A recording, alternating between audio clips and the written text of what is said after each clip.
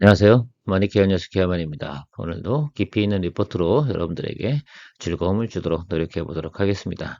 최근 리포트해드린 종목들 상당히 건강 상태가 좋죠. 여러분들도 건강 관리 잘 하시면서 이 더위 잘 이겨내시기 바랍니다.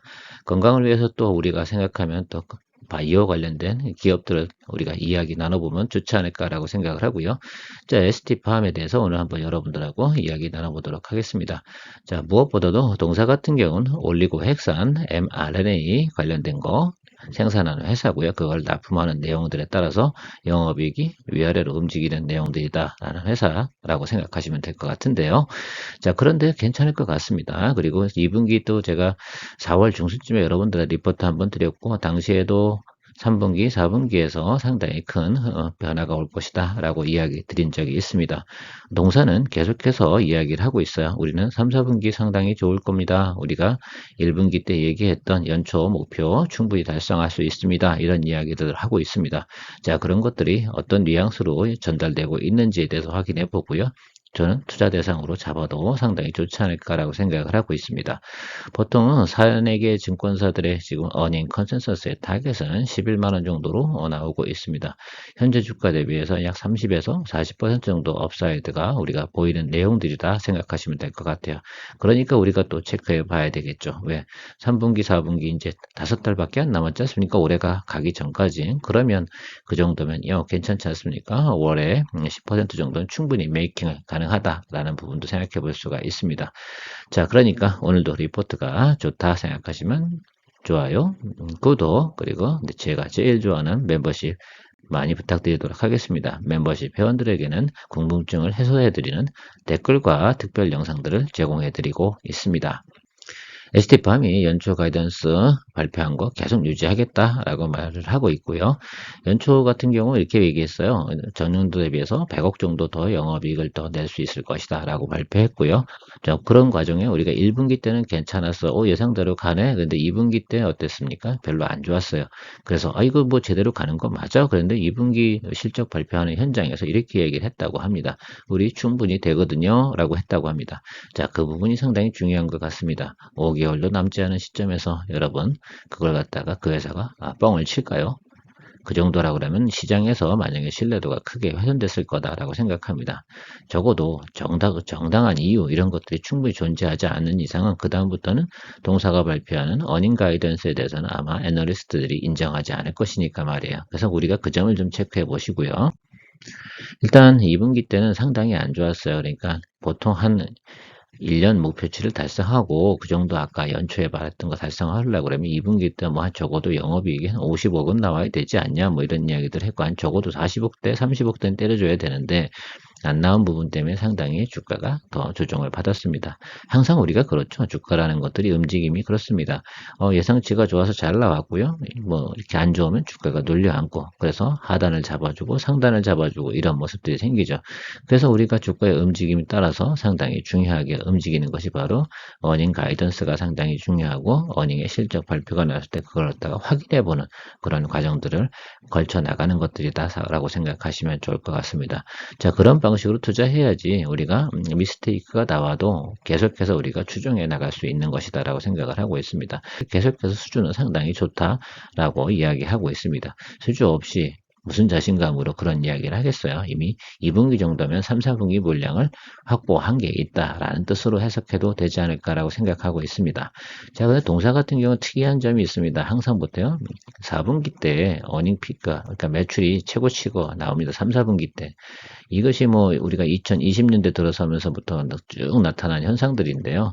이 점을 우리가 생각해 보면 올해도 전년과 뭐 재작년과 비슷한 현상들이 유지될 것이다라고 생각을 하면 상당히 좋을 것 같습니다. 그런 부분으로 생각해 보면 저점이고 그 다음에 하반기에 생산이 증가되니 그런 부분들이 다 주가로 반영될 가능성은 상당히 높을 것이다라고 여러분들이 추정해 보실 수가 있을 것 같아요. 그래서 제가 이렇게 생각하고 있습니다. 자, 결과적으로는 저는 이 부분에서 이렇게만 말씀드리고 나니까 여기가 가장 중요한 여기에 밑줄 쫙.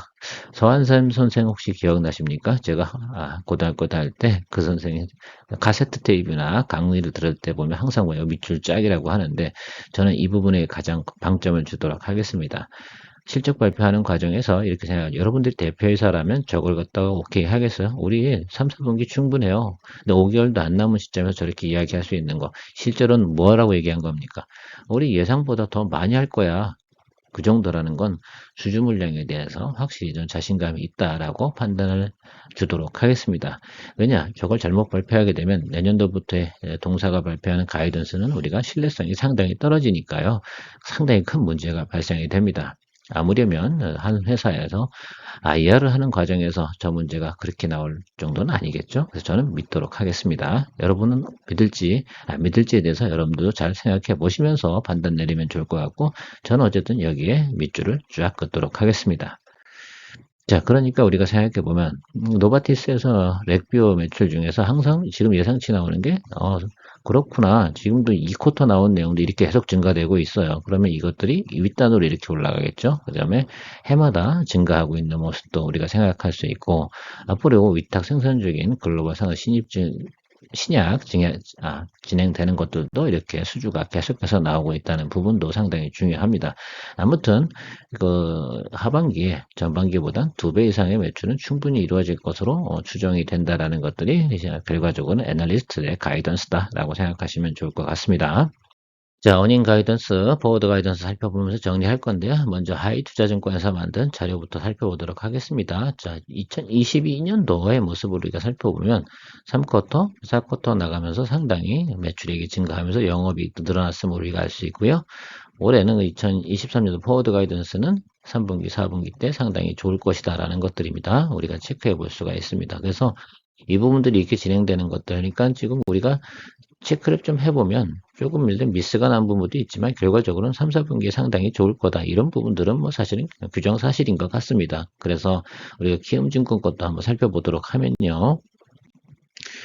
기업증권 같은 경우는 4쿼터의 부분을 생각하면 매출액을 이 정도로 잡았습니다. 그래서 조금 이런 거들이죠. 3쿼터가 좀 적을 것이고 4쿼터가 더 클 것이다. 근데 하이투자증권은 3쿼터가 조금 더 많을 거고 4쿼터에는 조금 배분을 좀 나눈 것뿐인데, 생각해 보니까 두 개를 다 합쳐보면 결과적으로 3, 4분기 매출액은 결과적으로 양사가 똑같이 제출을 하고 있다라고 생각하시면 될 것 같습니다. 그래서 우리가 타겟 프라이스를 좀 잡을 때 결국은 3분기 말부터 4분기 넘어가면서 주가도 피크를 찍을 거다. 양사 모두 타겟 프라이스는 11만 원 제시하고 있습니다. 지난해 같은 경우도 여기도 비슷하게 나오고 있죠. 이런 부분들을 우리가 확인해 볼 수 있는 건 변함이 없습니다. 자, 그런 것을 보면서 우리가 차트 보면서 마무리하도록 하겠습니다. STP안 같은 경우는 우리가 좀 생각해 보면 우리가 1분기 때 예상 실적대로 진행이 되니까 반등 예상이 와서 턴어라운드 모습이 나타났음을 우리가 확인할 수가 있고요. 2분기 실적이 안 좋았습니다. 그래서 예상치 하하니까 주가가 눌렸는데요. 스펙은 제가 이야기드리지만 항상 기준점을 두고 이 스펙대로 움직여 갈 겁니다. 여기도 다음번도 이렇게 될 거고요. 그래서 윗단으로 올라오는 구간 여기까지 한 9만원 바로 밑자리까지는 충분히 올라올 것이라 생각을 하고 있고, 단기적으로는요. 이 자리에서 자리 잡고 이 윗단으로 통과하면 어떻습니까? 상당히 가벼운 매물대가 존재하기 때문에 여러분들께서 충분히 주가가 쭉쭉 치고 올라갈 수 있는 가능성이 상당히 높아요. 바로 이런 모습처럼 말입니다. 그래서 그런 것들을 상상해 놓고 여러분들께서 시장을 좀 바라봐야 된다라고 생각하고, 동종목 같은 경우는 지금 3분기 때 충분히 9만원 선 자리에 안착을 할 것이다 라고 생각을 하고 있습니다. 그래서 이때 올라오고 나서 기간 조정 쪽은 가겠죠. 그리고 나서 올라가는 거. 그럼 제가 볼 땐 동종목 같은 경우는 지금 위로 치고 올라와서 이런 방식으로 갈 가능성이 상당히 높습니다. 이 부분이 크게 눌림이 나올 가능성이 별로 없다. 근데 올라가는 스펙도 이런 식이 아니라 오히려 쭉 이렇게 치고 올라갈 가능성도 상당히 높게 보입니다. 어쨌든 시장 프라이스는 11만 원이고 여러분들이 보셔야 되는 건 이 빈자리를 공략하는 포인트다라고 생각하시면 될 것 같은데, 충분히 가능할 거라고 생각을 하고 있습니다. 결국은 하반기 가게 되면 배당주하고 바이오하고 일부 전기전자 조정이 충분히 들어왔던 거, 그것들 잡아주는 것들이 우리 일이라고 생각을 하고 있습니다. 올해 같은 경우 4분기까지 가야 될 종목들이 한두 개가 더 있습니다. 스마트폰 분야도 4분기로 좀 2월된 것들이 있잖아요. LG전자, LG노텍, BH, 그리고 또 하나 있으면 자화전자, 이런 것들이 4분기에 한번 피크가 더 남아있는 것들, 이런 식으로 존재하는 것처럼 동사 같은 경우도 그때 피크가 좀 존재할 것이다 라고 여러분들이 예상을 하고 투자 여부 판단을 잘 내려주시면 될 것 같다라고 생각을 하고 있습니다. 어떠십니까? 저는 개인적으로 별점 한 4개 정도 주고 진행할 생각이고요. 제 판단은 그렇고 여러분들도 판단 잘 내리셔서 주말에 좋은 결정 내리시고 다음 주에 공략 포인트를 한번 잡아보시면 어떨까라는 멘트 남기고 마무리 짓도록 하겠습니다. 건강에 유의하시고요. 늘 좋은 정보 드리는 노력하는 머니케어 뉴스였습니다. 감사합니다. 좋은 주말 보내세요.